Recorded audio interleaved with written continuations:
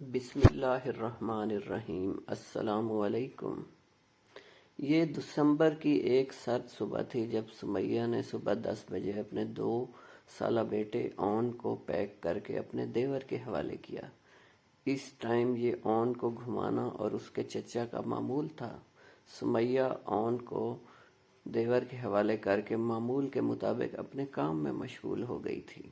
کیونکہ joint family system تھا، گھر الگ تھے، دیواریں نہیں تھے، کپڑے دھونے کی جگہ گھر میں داخل ہونے والے دروازے کے ساتھ تھی، جو ذرا گھروں سے اوجھل تھی۔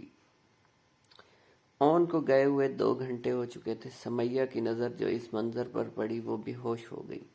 اس کی نند اون کا لاش ہاتھوں میں لیے چیختی آ رہی تھی۔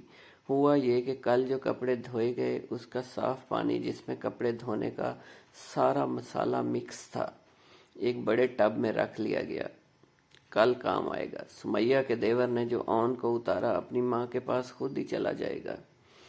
اون بچہ تھا، ٹب کے پاس کھیلنے کے لیے اوندا ہوا، اس کی ٹانگیں اوپر سر نیچے تھی۔ ٹب بڑا تھا، چھوٹا بچہ تھا، پانی کم تھا مگر زہریلا تھا۔ اون نے اسی پانی میں غوطہ کھاتے جان دے دی۔ چچا اس غلط فہمی میں بچہ ماں کے پاس گیا، ماں اس غلط فہمی میں بچہ چچا کے پاس ہے۔ پھپھو نے دیکھا اون بے جان ہو کر اوندھے منہ ٹب میں پڑا ہے اور اس کی جان نکل گئی۔